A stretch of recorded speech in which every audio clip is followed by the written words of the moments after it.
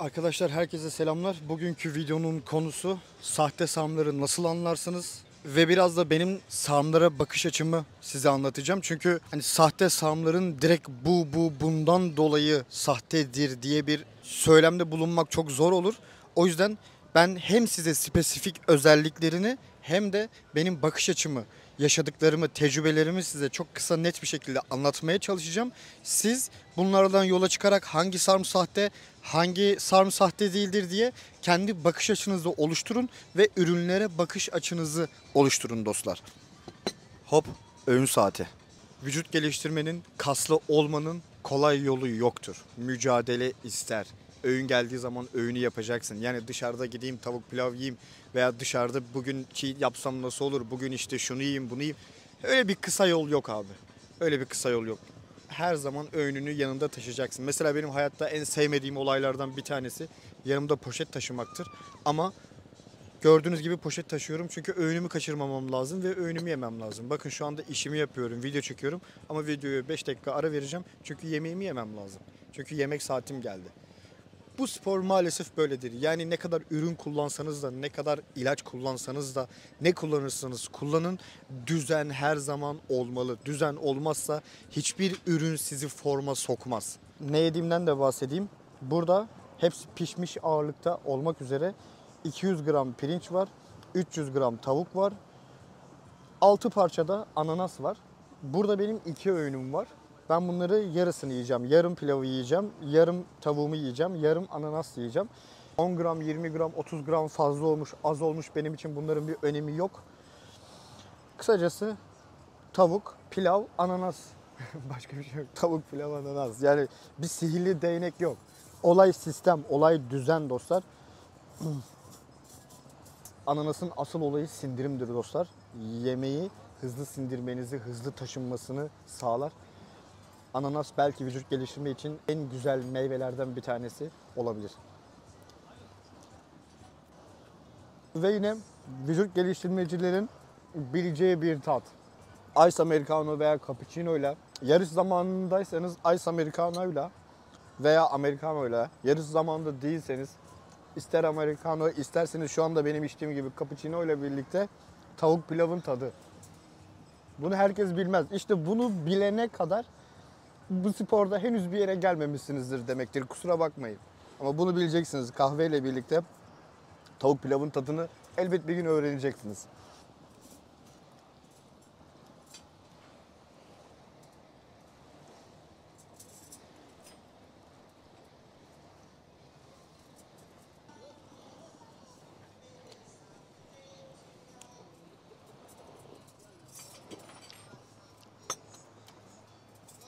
Çok özür dilerim değerli vaktinizi aldığım için ama sadece ürünler değildir. Hem size bir şeyler anlatıp hem de size bir şeyler öğretmek benim tarzım diyebilirim aslında.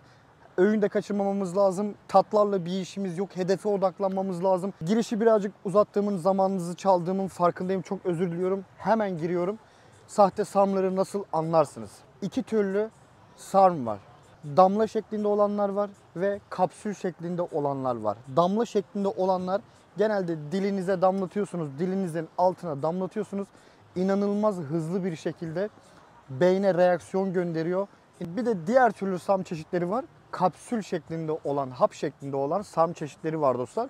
Bunları da yutuyorsunuz. Bunlar sindirim sisteminize gidiyor. Sindirim sisteminde sindirilip ondan sonra kana karışıyor. Bunun etkilerini dilinize damlatılan kadar hızlı değil, daha çok bir gün, 2 gün, 3 gün, 4 gün, duruma göre 5 gün sonra ufak ufak hissediyorsunuz. Bu şekilde iki farklı sarm türleri var. Dostlar, ben de bir sarm satıcısı olarak web sitemde bu ürünleri satın olarak aynı zamanda web sitemde ortada yokken ben Dubai'de, Singapur'da, Tayland'da her zaman bu ürünleri satan birisi olarak aklı başında olan bütün arkadaşlarımın, bütün insanların, bütün bu ürünleri satan kişilerin abi damla şeklinde ürün satanlara denk gelmedim. Damla şeklinde satıp anında kanına karışıyorsa, hızlı bir şekilde etki gösteriyorsa abi dolayısıyla bunun kazancı ve kaybı da hızlı olacaktır. Bu durumları ben asla şahsi olarak tavsiye etmiyorum. Yani hızlı şekilde kana karışan ürünleri hızlı şekilde reaksiyon gösteren ürünleri sevmiyorum ve desteklemiyorum dostlar. Bu tamamen benim kişisel düşüncemdir. Bir de sindirilen ürünler var dostlar. Hap olarak sindirilen ürünler var. Bu ürünlerde genelde sarımlarla birlikte sindirilmesi gereken ürünler de içinde oluyor. Yani birkaç vitamin, birkaç mineral, birkaç sindirim enzimi gibi enzimler de içinde oluyor. Daha kolay sindirilsin, mideye zarar vermesin ve insanlar bundan gerçek anlamda etki görsün ve eğer bu insan yanında bu vitamini, bu minerali kullanması gerektiğini bilmiyorsa biz bunun içine ekleyelim de aynı zamanda bu insan bununla birlikte kullansın diye genelde birçok marka bunları düşünüyor. Biz de zaten bu düşünenleri satıyoruz bu arada. Sevgili arkadaşlar, şimdi gelelim konunun başlığı olan sahte ürünler nasıl etki eder, sahte olduklarını nasıl anlarsınız? Şimdi öncelikle bu ürünleri direkt baktığınız zaman bu sahtedir demek, hani bunu ben diyebilirim ama sizler gibi insanların demesi çok zordur. Ben de bunu neye göre derim biliyor musunuz? Bu ürünün ambalajına bakarak ben de diyemem. Ama şimdi ben hangi ürün Türkiye'de üretiliyor, hangi ürünü Türkler yapıyor, ithal diye satıyorlar, hangi ürünü kim satıyor? Ben artık camiadaki bütün insanları, bütün tedarikçileri tanıdığım için bu ürüne baktığım zaman bunu bu insan üretiyor diyebilirim. Yani ürünün ambalajında herhangi bir taktik yok sahte olup olmadığını anlamanız için. Ben sadece dediğim gibi tamamen tecrübemden dolayı bunu anlayabilirim. Ama aslında bu videoda size bazı şeyleri söylüyorum. Damla olan ürünlerden bana soracak olursanız kaçın arkadaşlar. Bu birincisi. İkincisi, birilerine birazcık laf atar gibi olacaksa olsun, problem değil. Ancak sosyal medyada garip garip insanlar görüyorum. Dini kullanan insanlar görüyorum. Ya bir kere zaten yaşlı insanlara gerçekten 50 yaşına yaklaşmış ve 50 yaşından üstün olan insanlarla iyileri tenzih ediyorum. İyiler zaten sizlerle uğraşmıyor. Bakın iyiler direkt artık insanlarla, üyelerle, sedanter bireylerle, sarım satın almak insanlarla uğraşmıyorlar. Direkt toptancılarla işi var. Adam insanlarla uğraşmaktan sıkılmış. Mesela benim gibi tedarikçi olan insanları buluyor. Kardeşim veya biz onları buluyoruz. Abi ne olur bana yardımcı ol. Bana gerçek ürünleri getir diye. O da bize yardımcı oluyor. Hani bizimle iletişimde, sizinle iletişimde değil. Bu 50 yaşına yakın, 50 yaşından fazla olan, sizlerle ilgilenen insanlar var ya sosyal medyada. Hani bir gün görüyorum adam kaşını dövme yaptıran erkek. Hani bunu bilmiyorum, ben samimi gelmiyor bana. Veya dini kullanan, bir gün görüyorum saç ektirmiş, bir gün görüyorum daptaracık tişört görmüş, omuzlarına sintol basmış, tamamen yağlı ama kendini büyük gösteriyor. Arkadaşlar göz var, hizan var. Bazı şeyleri görün. Gözlerinizin önündeki insanlar bir gün dişlerini yaptırıyor. 60 yaşında bir insan, 50 yaşında bir insan, 45 yaşında bir insan evli, çocuğu var. Çocuğunu, eşini sosyal medyadan saklıyor. Karı kız muhabbetleri yapıyor sosyal medyada. Ve siz bu insanlara gülüp gülüp eğer bunlardan ürün alırsanız bu insanın kendine hayrı yok ki size bir hayrı olsun. Ürün alıyorsunuz, sonra asla kesinlikle size nasıl kullanacaksın, neyi nasıl yapacaksın. Yani bunu böyle yap kardeşim, bunu böyle yap kardeşim. Bundan sonra bana kesinlikle soru cevap sorma kardeşim. Bu tarz insanlardan alışveriş yaparsanız bu ürünler zaten sahtedir. Neden sahtedir? Çünkü bu insan kendini geliştirmemiştir. Dolayısıyla 3-5 kuruşun peşine düşmüştür. En uyguna ürün alır. Üzerinde MK677 yazan su size satar. Der ki kardeşim bu orijinal, bu böyle ürün, bu şöyle ürün. Bunları insanların tipinden, insanların karakter analizi yaparak, doğru kişiyi bularak bunları almanız lazım. Size bir ürün sattı. Kardeşim bunu böyle yap, bunu böyle yap. Ondan sonra kesinlikle sizle ilgilenmeyen, size önem vermeyen, size saygı göstermeyen insanlardan alışveriş yapmayın. Bu insanlar zaten direkt sahte ürünler satıyor. Türkiye'de hiç kimsenin ilgilenmediği ürünler var. Bu ürünleri kendisi sanki distribütörmüş gibi gösterip ben bu markanın distribütörüyüm. Yok en iyi ürün bu, en güzel ürün bu. Dostlar bu toz pembe kelimelere inanmayın. Tamamen kişilerin kendilerine bakın. Kendinize yakın hissettiğiniz kişilerden alışveriş yapın. Sizi destekleyecek olan kişilerden alışveriş yapın. Ne demek istediğimi iyi anlayın. Kısacası karakterine ve samimiyetine güvendiğiniz insanlardan alışveriş yaparsanız gerçek ürünlere ulaşırsınız. Dediğim gibi dostlar, kısaca iki türlü sarm var. Damla sarmlar var, kapsül sarmlar var. Damla sarmlar anında etki ettiği için ben anında etki eden bütün her şeye ve bütün ürünlere karşı olduğum için anında etki eden sarmlara da karşıyım dostlar. Arkadaşlar bir de internette büyük pazar yerleri var biliyorsunuz. Bu büyük pazar yerlerinden kesinlikle ve kesinlikle sarm ürünü satın alınmaz. Bakın sahte olur veya gerçek olur. Zaten bunların birçoğu sahte arkadaşlar. Çünkü kimin sattığı belli değil. Kimden aldığınız belli değil. Yani koca site, bu internetteki büyük pazarlar, evet bir elbise alırken, evet bir elektronik ürün alırken, evet bir mutfak eşyası, bir ev eşyası alırken güvenilir olabilir. Ama bu ürünler için güvenilir değildir. Supplementler için güvenilir değildir dostlar. Çünkü kimden aldığınız belli değil. Sizinle iletişime geçecek, sizi yönlendirecek, sizi böyle böyle kullanın diye söyleyecek birisi yok karşınızda. Dolayısıyla arkadaşlar samimiyetine güvendiğiniz insanlardan alışveriş yapın.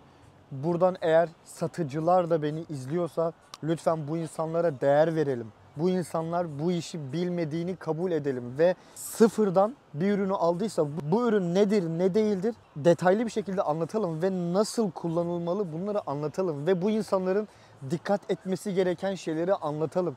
Bu insanlara bir beslenme sistemi, bir dikkat etmesi gereken işte su iç, tuz al kardeşim, şu vitaminleri alman gerekiyor veya almaman gerekiyor. Beslenmende bu kadar karbonhidrat, bu kadar protein, bunları söylemek zorundasınız satıcılar. Bakın biz vannayıldırım.com'dan ürün alan herkese bunları ücretsiz olarak söylüyoruz zaten. Bakın ben uzun zamandır sarm satan birisi olarak daha şu zamana kadar bir tane bile yan etki gören bir insana denk gelmedim. Çünkü neden? Bunlar hem orijinal ürünler sattığımız için hem de insanlara neyi nasıl yapması gerektiğini anlattığımız için dostlar.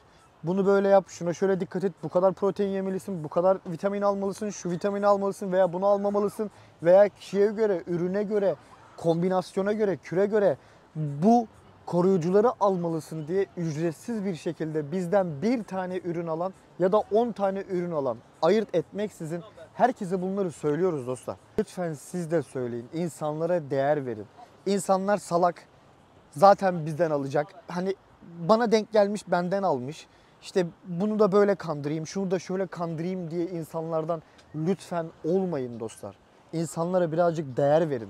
Arkadaşlar yine spesifik birkaç bir şeyden örnek vermem gerekirse sarmlar ucuz olmaz. 500 lira, 600 lira, 1000 lira, 1500 lira bu fiyatlara sarm olmaz arkadaşlar. Ucuza buldum. İşte bu kişinin samimiyetine güveniyorum. Bu kişi kandırmaz. Bu fiyata sarm olmaz dostlar.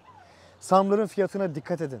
Sarmlarda yani eğer bu işten gerçekten hiç bilmeyen bir insan olarak yurt dışı menşeili olan ürünlere birazcık odaklanabilirsiniz. QR kodu olan, ya bunlar tabii ki de taklit edilebilir şeyler ama en azından QR kodu olabilir, ürünün paketlenmesi olabilir. O sarmı kullanmaya başladığınız zaman o etiketin üzerindeki boyalar çıkmaması lazım, anladınız mı? Yani o paketlemedeki o boya, o sticker, o yapışkanlar çıkmaması lazım. Ürünün paketlenmesi, ürünün kendisi sağlam olması lazım. Ufak ufak konuyu toparlıyorum. Kısacası vücut geliştirme uzun bir maratondur dostlar. Her zaman disiplinli, sistemli ve sağlam, dolu dolu, temiz temiz böyle kalitesini hissettire gelen, faydasını gösteren ürünleri bulmaya ihtiyacımız var. Dostlar bu videodan istediğiniz cevap, üründe bu varsa bu sahtedir. Üründe şu varsa şu sahtedir. Dostlar bunu ben de dahil hiçbir kimse size bunu yapamaz. Böyle bir spesifik bir cevap olamaz çünkü. Ama bunu size diyen, sizi kandırmaya çalışan, Allah'ı kullanarak, İslam'ı kullanarak, yani basit basit espriler, işte 60 yaşında bir insanın karı kız muhabbeti, saç ektirip kendini çok yakışıklı gibi gösterip böyle şekilli şekilli böyle bir şeyler yapıp kaşını dövme yaptırması, hiçbir vücudu olmamasına rağmen hafif bir göğsü, hafif bir omzu olmasına rağmen daracık tişört giymesi. İşte geçen gün bir tanesini gördüm. 5-6 tane çanta takmış beline o şekilde. Ne oldu yani, sen şimdi şekil mi oldun, bodyci mi oldun, ne oldun yani? Çanta takmış böyle 1, 2, 3 olur oğlum. Bir tanesi de zaten yeter. Hani sen ne gerek var buraya ayrı taktın, buraya ayrı taktın. Yani dostlar kısacası saçma sapan insanlarla işiniz yok. Adam gibi konuşmayı bilen, size ne dediğini bilen, size gerçekten siz olduğunuz için, insan olduğunuz için, insan evladı olduğunuz için değer veren insanlardan alışveriş yapın. Bu insanlar sizi kandırmayacak insanlardır. Bu insanlar size yardımcı olmak isteyen insanlardır. Sahte ürünler tabii ki bazı efektlerde bulunabilir arkadaşlar. Sizin enerjinizi bitirebilir, sivilce çıkartabilir, kısa sürede saç dökülmesi gibi yan etkilerde bulunabilir. Veya bunun gibi ufak büyük birçok yan etkilerde bulunabilir. İşte vücudunuzdaki siyah noktanın, vücudunuzdaki sivilcenin artması gibi birçok durumla karşılaşabilirsiniz. Bu durumlar tabii ki kişiden kişiye göre değişebilir. Herkesin saçı dökülecek diye bir şey yok. Kimsenin dökülmez ama 100 kişiden bir kişinin buna yatkınlığı vardır ve sahte bir üründe denk gelmiştir ve saçı dökülür. Bu tarz işte bunları izlemeniz, bunları anlamanız, bunları okumanız lazım dostlar. Hiçbir şey sizin sağlığınızdan önemli değil. Sahte olduğunu düşündüğünüz bir ürünü satın aldığınız zaman o ürünü kullanmak zorunda değilsiniz. Hiçbir şey atın gitsin yani. Velhasıl dostlar, eğer bu videoyu izliyorsanız şanslısınız. vanyıldırım.com gibi bir web siteden haberiniz var. Hiçbir şekilde aklınızda soru işareti olmaması için, size gerçekten insan olduğunuz için değer veren bir firmadır vanyıldırım.com, buraya yazacağım. Girip istediğiniz ürünü istediğiniz şekilde gönül rahatlığıyla satın alabilirsiniz. Ve sitede olan olmayan bütün sporcu ürünleri için bizimle iletişime geçebilirsiniz. Bakın bizim Türkiye'de birçok kişiyle sadece sohbet olarak bile işimiz yok. Biz yurt dışından ürünleri kendimiz getiriyoruz. QR kodlu ürünler, hepsi orijinal ürünler. Yani mücadele veriyoruz. Ama işte o bahsettiğim basit karakterdeki insanlar bunlarla uğraşmıyor.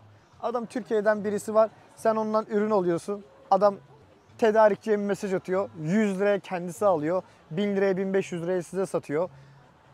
Elini taşın altına sokmuyor. Size de hiçbir şey anlatmıyor. Ne yaparsan yap. Kim almış, ne kullanmış, bunun bir günahı var mı, bunun bir vebali var mı? Hiçbir şey düşünmeyen insanlar. Kimden aldığınız belli olsun. Büyük web sitelerden sarm alınmaz. Bunları unutmayın. Sarm ciddi bir üründür. Protein tozu değildir bakın. Bir koruyucu, bir vitamin, bir sistem üzerinde kullanılmalıdır sarm. Söyleyeceklerim ve aklıma gelen bu kadar. Kısacası kendinize güveneceksiniz. Kendiniz insanları ve ürünleri analiz edeceksiniz dostlar. Aklınıza yatan kişiler ve aklınıza yatan ürünleri kullanacaksınız dostlar. vanyıldırım.com'dan, yani benim web sitemden alışveriş yapacağınız zaman ürünlerin altında yazan, insanların daha önce kullanmış olan insanların yapmış olduğu yorumları okuyun dostlar. Size rehberlik etsin, bir fikriniz olsun, ne aldığınızı bilin, nasıl etkiler göreceğinizi kestirebilin. Velhasıl dostlar, benim söyleyeceklerim bu kadar. Kendinize iyi bakın. Videoyu izlediğiniz için teşekkür ederim. Lütfen like atmayı unutmayın. Kendinize iyi bakın. Diğer videomda görüşmek üzere. Bütün Türkiye'de bütün vücut geliştirme camiası bozulsa bile sizlere hiçbir zaman hiçbir koşulda bozulmayacağımın ve beni eskiden takip edenler de bunları çok iyi biliyor. Sözünü veriyorum. Kendine yaslanan dik yürür. Doğru direkt yıkılmaz. Kendinize iyi bakın.